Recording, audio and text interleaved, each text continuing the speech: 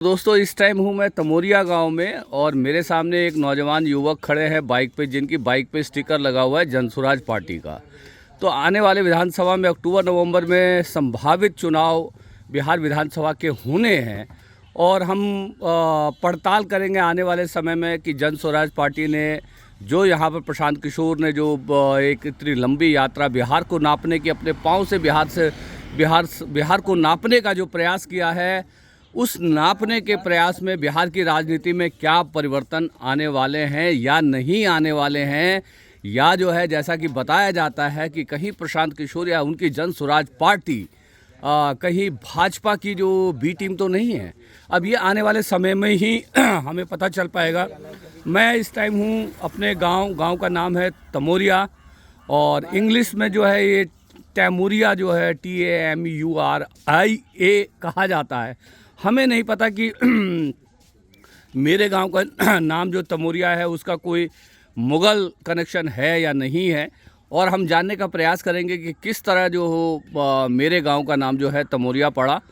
तो इस समय जो है मैं जैसा कि आपको बताना चाहता हूं कि दिल्ली से लगभग 1250 किलोमीटर की दूरी तय करके अपने कार से जो है अपने गांव तमोरिया आ गया हूं एक लंबे टाइम के बाद, और जानने का प्रयास करेंगे क्या हलचल चल रहा है बिहार की राजनीति में और बिहार के ग्रामीण क्षेत्रों में।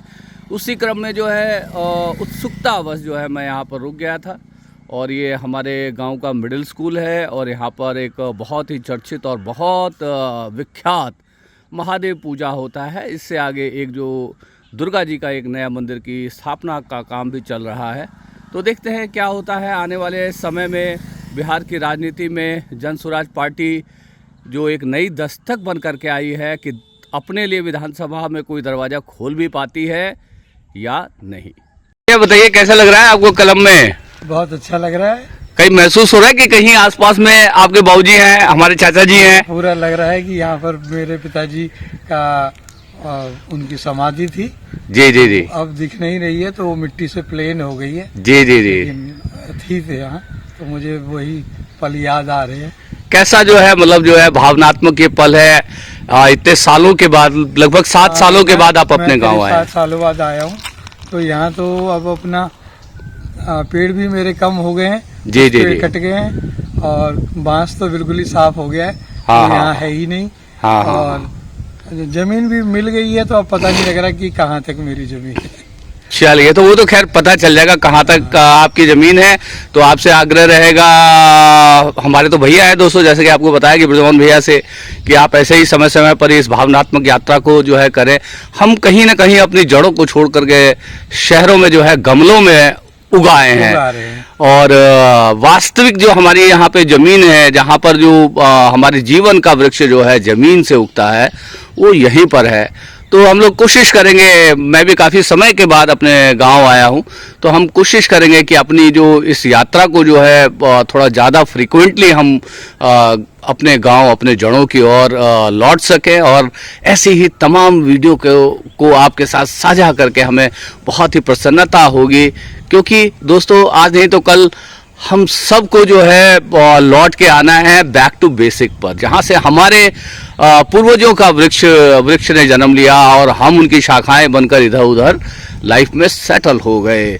तो अभी हम हैं, बताया था आपको, गांव है तमोरिया, डिस्ट्रिक्ट है मधुबनी, और मिथिलांचल जाना जाता है पान, माछ और मखाने के लिए। और जैसा कि प्रधानमंत्री ने अभी बताया था, मखाने के ऊपर चर्चा करी थी, तो पूरे भारत में मखाने की चर्चा हो रही थी।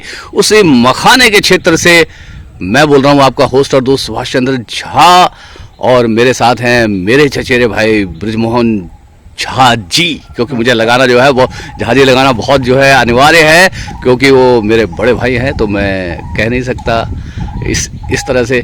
तो दोस्तों बताइएगा कैसी लगी आपको मेरी वीडियो। थोड़ा बहुत हाथ हिल रहा होगा, थोड़ी बहुत वीडियो की खामियों को जो है इग्नोर कर दीजिएगा, और देखिए आपको भी अपनी गांव देहात, गांव की ज़मीन, आपके पूर्वज, आपके माता पिता यदि गांव में हैं तो कह रहे हैं घर आजा परदेसी तेरा देश बुलाए रे।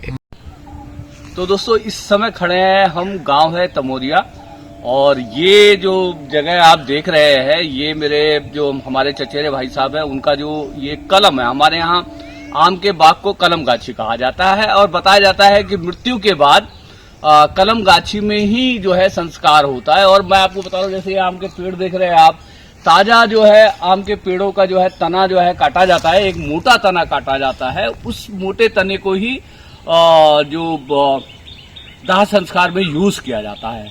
तो बड़े आश्चर्य की बात है दोस्तों, हम वहां पर शहरों में कह रहे होते हैं कि सूखी लकड़ी देना, सूखी लकड़ी, और यहाँ पे दोस्तों ये आम की लकड़ी जो है उसी टाइम काटी जाती है, उसी आम की लकड़ी से जो है दाह संस्कार होता है। तो हमारे पूजनीय श्रद्धा चाचा जी का भी संस्कार यहीं पर उनके गाछी में हुआ था। तो काफी समय तक तो उनकी समाधि थी, अभी नहीं है।